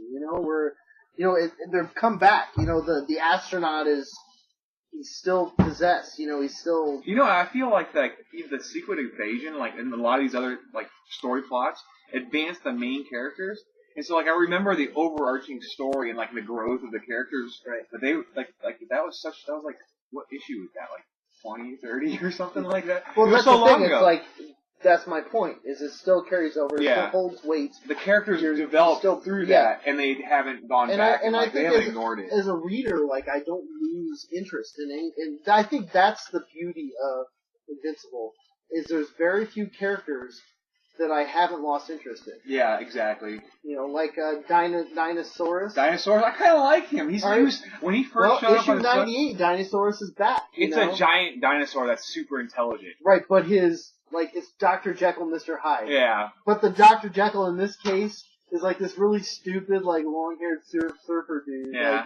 Is like a complete. He's idiot. kind of he's not going to advance society by any means. No, he's an idiot. He's totally an idiot. In fact, and he has no recollection of what has happened when he is Dinosaurus. So it's just. But then Dinosaurus ends up being like this super like architect, like ecologist, and he's like incredibly smart and like knows like all his evil plots end up advancing the. Well, that's the Earth. thing. Like Dinosaurus, he's kind of like got that Spock mentality where like the needs of the many outweigh the needs of the few. The big picture. Right. He's definitely big picture. So I mean, he ends up like the first time Dinosaurus and Mark Grayson meet each other is in Las Vegas, and he goes to try to stop Dinosaurus.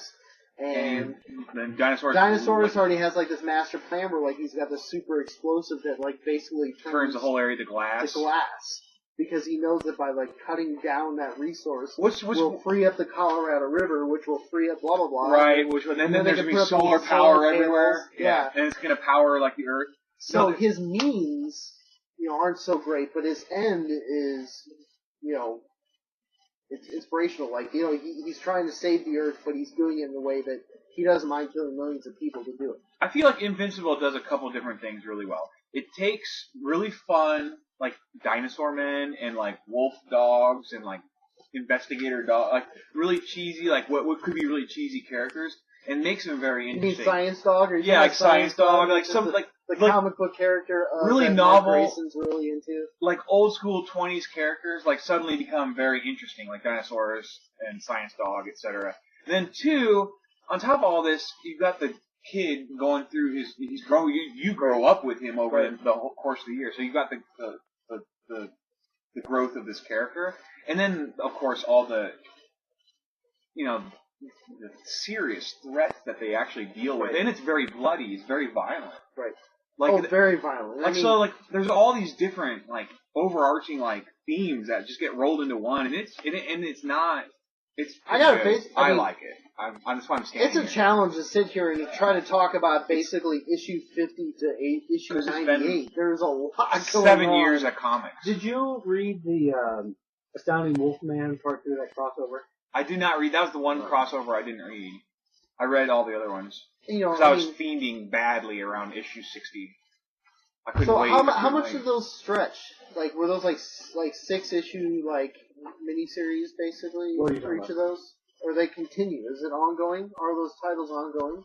The side ones were only like 2 or 3 issues each. Well, Guardians of the Globe was, I think, 6 issues or 5 issues. So they're done. Although I think they just started up a second volume of Guardians of the Globe. That's like the only one that like, you know, like at the end of the issue they would like show like the first 3 pages. Guardians of the Globe was like the only. They did the Kate short stories and a bunch of them. Guardians of the Globe was the only one I was like, I think I'll check that one out. I mean, I didn't care about like Rex Explode. You know, he's dead. No, I like the subplot with Monster Girl and Robot Man. I thought that was really solid writing. Like the stories. What did you think? Okay.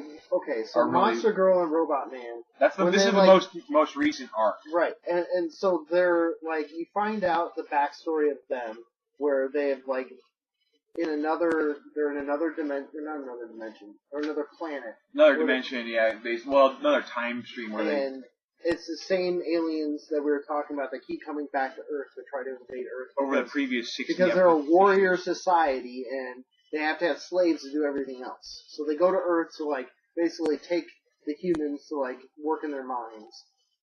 So they go to stop them. And then the time space is different. Yeah, like, so for that's why they die every so hour quickly. there is like a year in this other dimension, and so they don't ever. It's just such a good job because they pop back in and nothing happens, and you don't really understand what they did except they stopped this threat. But then a couple episodes or issues later, they actually explain what happened over those hundreds of years that they were in this other dimension or whatever, how long they were there. It seemed like a really long time.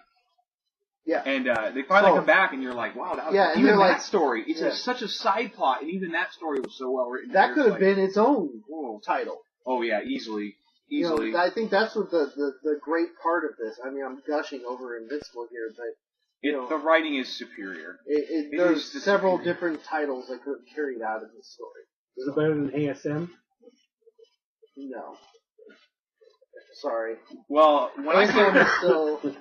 You guys started up your Comiholics, and it was like 16 that you started with Invincible, and that may have been the first one of the first. Cause I started when you first. I watched him when you first started, but it was around 16 that I actually was in the audience, and I read that, and I liked it so much that I've been hooked on it ever since. And as far as my getting back into comics, that's been number one on my list. And Walking Dead's right there.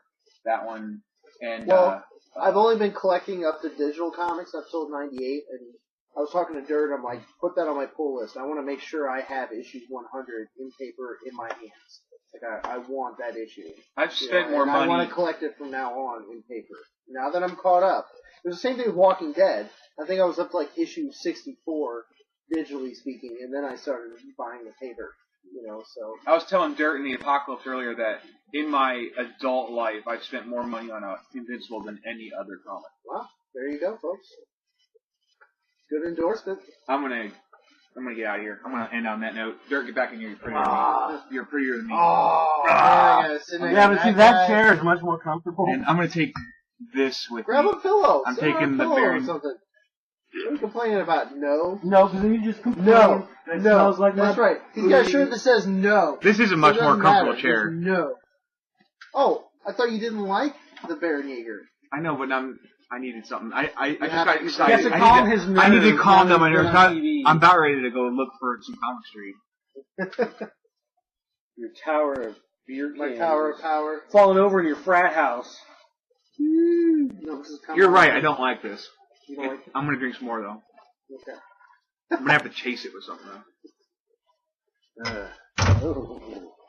Invincible is just one of those stories that, quite honestly, you probably take 2 shows to cover exactly what There's really too much going on. And the problem is, there's no real way you could adapt it in any.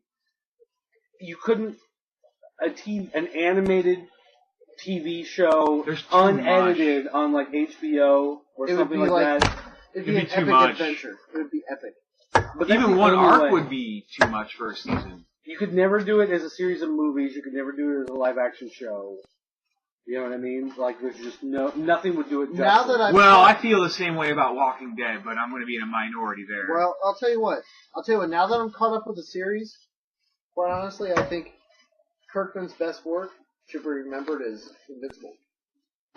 Wow. For sure. Not Walking Dead. Invincible.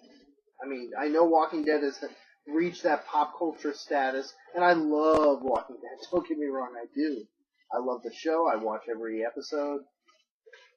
Big fan. I like how it's not like the comic book. We've talked about it before. I've expressed my interest in it. But as far as a piece of work, I think Invincible is top notch. I think it's. I have not disliked a single story, and even when I'm like, this guy's a walking dinosaur, this is going to get really cheesy. And then he turns it around and it's like, this guy's the coolest character in the book. And I'm like, it's not the Axe Cop dinosaur. It is not, yeah. But it kind of does look like that, yeah, it does. Dinosaur, doesn't it? It might have been inspired. Anyway, yes, it's a good series. It reminded me of everything I loved about comics as a youth. Yep. And that's strong. I will say this. It is a very strong series, and it's one of those books that if you're gonna get into, you got to do it right. You got to start at the beginning. Yeah. A lot of reading, I can tell you, because I did about a half of it in less than a week. But no matter how great it is, it still pales in comparison to. What piece of art are we talking about? Oh, yeah.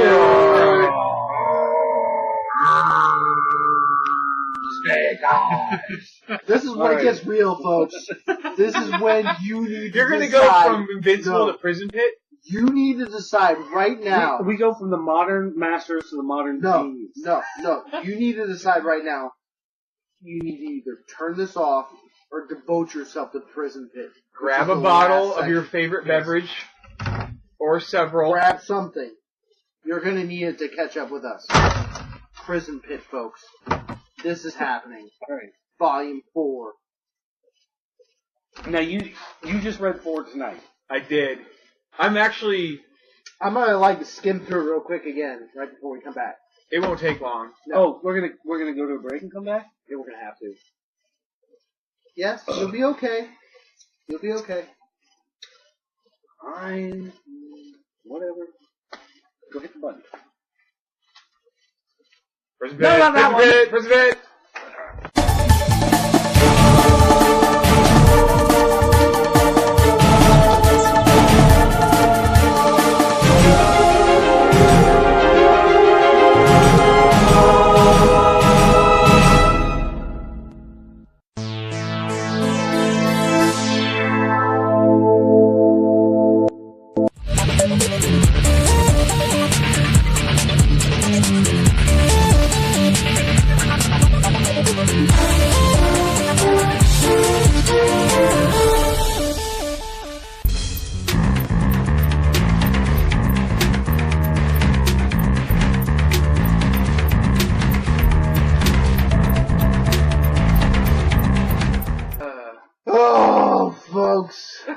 I gotta tell you. Dude, you just pissed off your wife.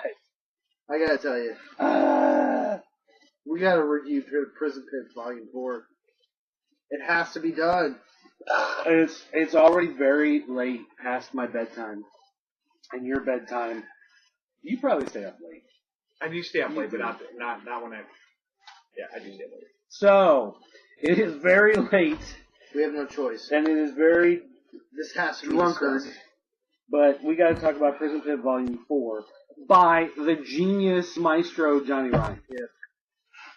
And what was your research you did earlier about Johnny Ryan? He did a bunch of comics for Vice.com, which is like an online social magazine, arts, entertainment, culture. Of course, we're talking about.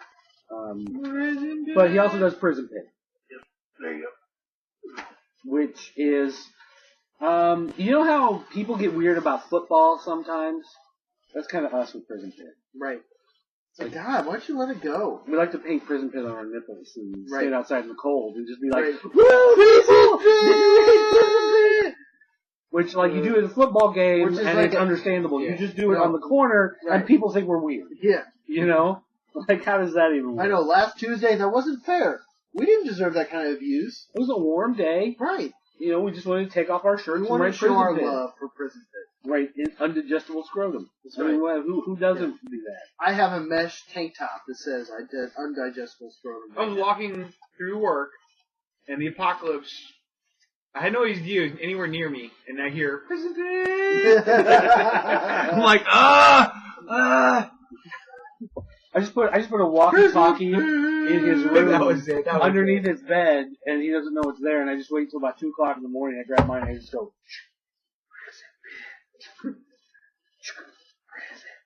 Alright, first of all, if you're not reading this work of art, stop whatever you're doing right now, drop all the titles you're collecting, and collect Volume 4 of Prison Pit. If you call yourself a fan of anything, of life, culture, humanity, all things good.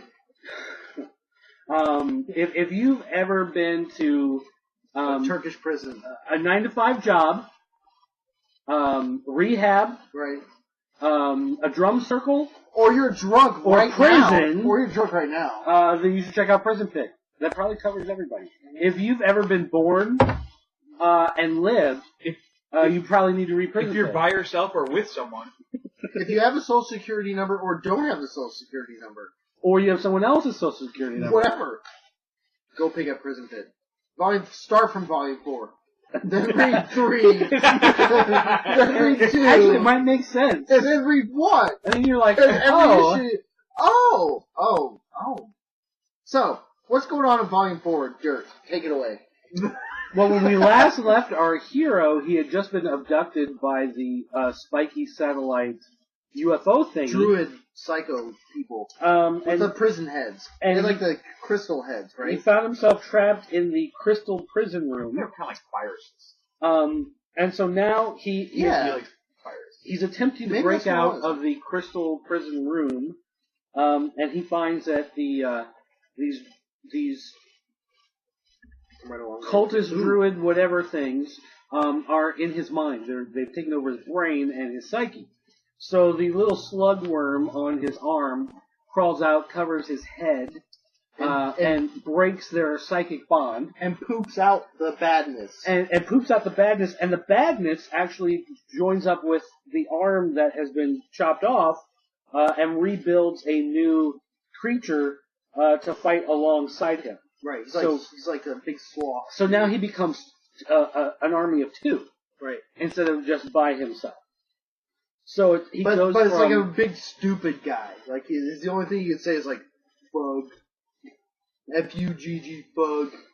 You know, like, he's not... And so the 2 of them are fighting, they're able to break free of the crystal prison, they smash the heads of all these cult guys, and then you think, okay, now he's finally going to escape. Right. You think, obviously, 27 pages into the story, now it's like the other 80 pages are just going to be him drinking Mai Tais on the beach. What do you think of that scene where he takes the knife and he slowly puts it into the guy's eyeball? Yeah. Like one of the dudes is on the ground, so he just takes the knife and just tip of his finger, just in front of the camera, not off to the side. Yeah. I'm sure that shows up well. Oh, you just got an error. I got an error. Oh, you got battery. Charge it. That's okay. No, I still have good battery. There he is, pushing it in through the guy's eyeball down through his head. Pretty brutal, you know, which is kind of the theme of Prison Pit. And then when he rips the crystal thing out of his chest, forms this jaw thing. It's like a mouth but sideways. Yeah. If you can imagine, it's almost like the mouth, instead of being like this, is like this. Uh-huh. If you can kind of understand where that's sideways mouth. So and he rips the thing off his head and puts it back. The worm thing puts it back on his arm. Only to be now attacked by 2 more creatures. The slug stacks. Which we are not going to show you this picture. But he does throw a knife into a key part of their anatomy. Yes. Takes one of them down. He plugs them up, so to speak. And then, so then the other one, with part of his anatomy, shoots these little black worms. Squidgilis type creatures that were. It's like they have a big head and then this tail that trails off. Yeah. Many of them. Lots of them. It's like he has to shoot out a whole bunch at once because not all of them are going to survive. No. In fact, only one might make it to attack. Oh, that's great. So, excellent. There's a lot of expletives. The guy says "fug" again. F-U-G-G. Goes after the guys excreting. So the bad guys actually attack the monster that grew out of the arm that had the poop grow into a monster. Well, one of the new monsters and that one merge together, and the bad guys take over. So now his buddy, his army of 2 buddy, is now his enemy, and he's got to fight against him. Right. So turn the tables. Who saw that coming? I like to see this as a journey of 2 friends through a hostile environment. Huck Finn, and the protagonist and his worm-like friend on an adventure. To Mordor. to Mordor. Now, that's the part that That's makes the part sense. that makes sense. So after he fights that guy, he goes into the giant computer room, Right. which has a door. we can show it. We can show it, even though you can see the basic idea of the shape from the computer. It's wide at the bottom, has a kind of a round part at the top, and spikes. He attacks the computer with a sword, which causes it to break open, and inside the computer, you find out, this is the amazing part, is that their technology is not strictly what you think as technical. It's not all electronic. It's a bio-organic It's organic. type of computer system, because when he stabs it and breaks the shell, he finds that on the inside there it has are other organs and spots to interact, and instead of it being interface with it, instead of it being like a USB port, right? It's almost like a mouth, right? but the mouth, instead of being like this that you think of with opening and closing and talking, it's like this. Yeah. In the computer. Yeah. And so he, of course, has to find a way to interface with this computer. So, when you stab something about waist high and you get one of these sideways mouths. Thrusting motion, because that's the way it prefers to be interfaced. Right. It's through a thrusting motion involving a protuberance, as you will. It expedites the download. A male into a female port. So, needless to say, he interfaces with the computer. Right. Many times. Over and over and over again. And he uses it to control the flying, spiky satellite thing in the air.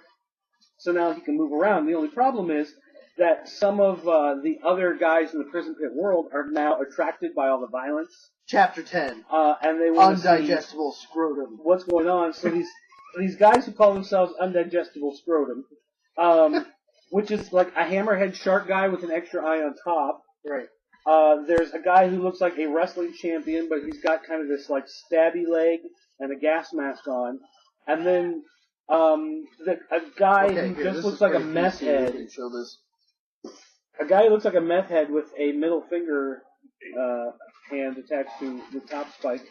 They are now there to kind of collect the remnants. And you're kind of getting this general theme that basically there's a lot of these like degenerates, post-apocalyptic kind of like Thunderdome-ish.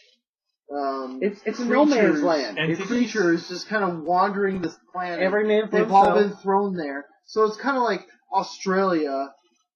Of like today. Today, yeah. I mean, just like your one Australian pants. Like, no, this is too strange. No, I mean, it's like this like, it's like this colony of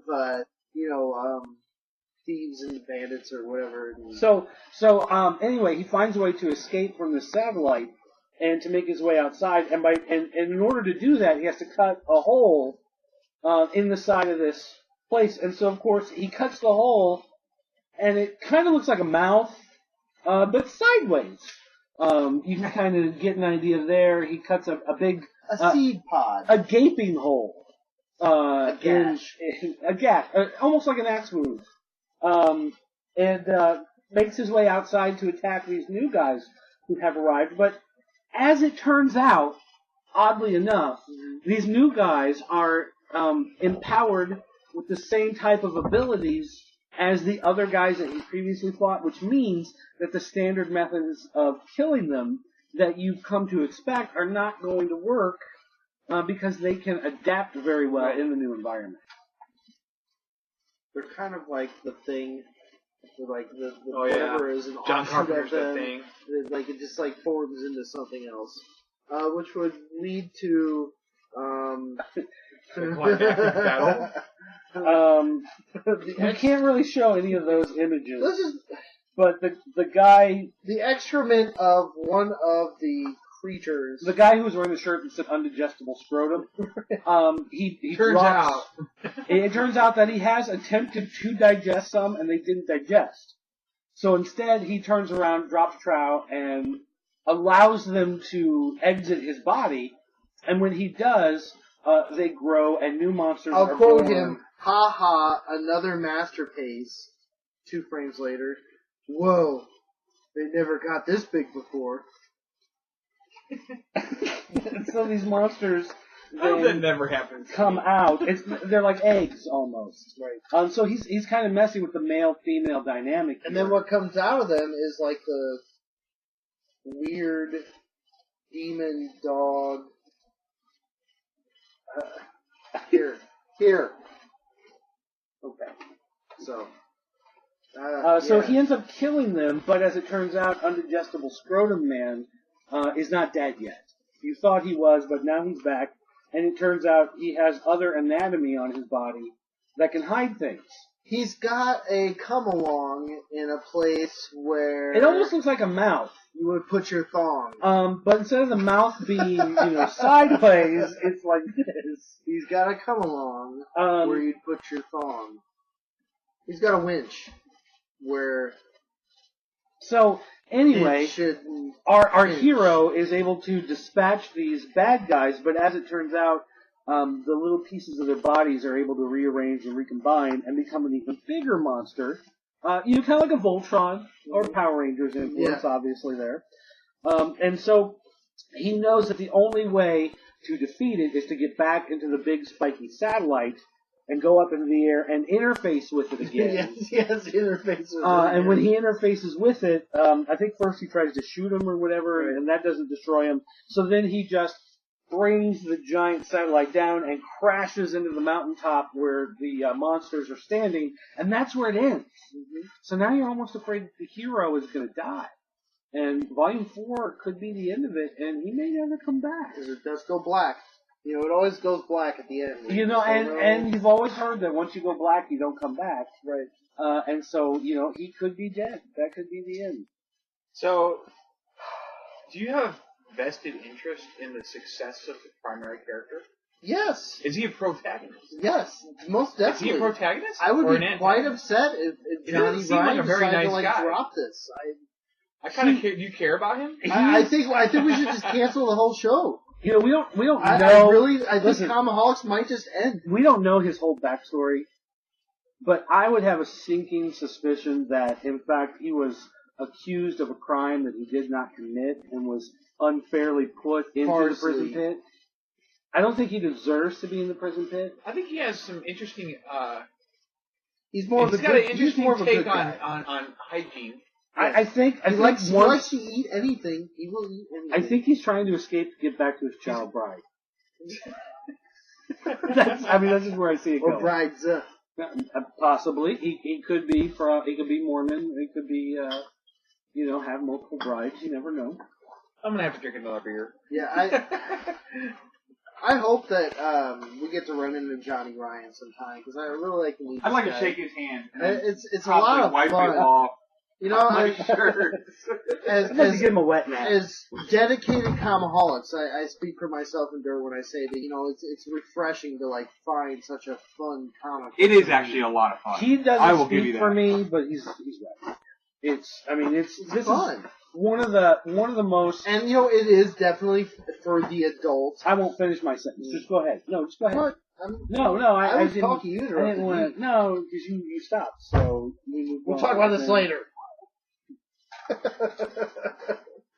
No, it's fun. It's just a fun comic that I enjoy. And, it's a shame it's annual. I know.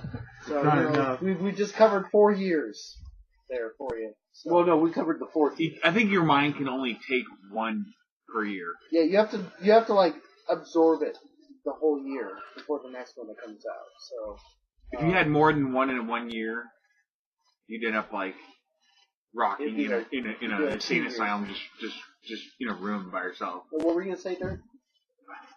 The Moses stuff. But it was profound. Oh man, I am tired. Oh, that was it? I guess that's it, folks. Here, wait, let me see.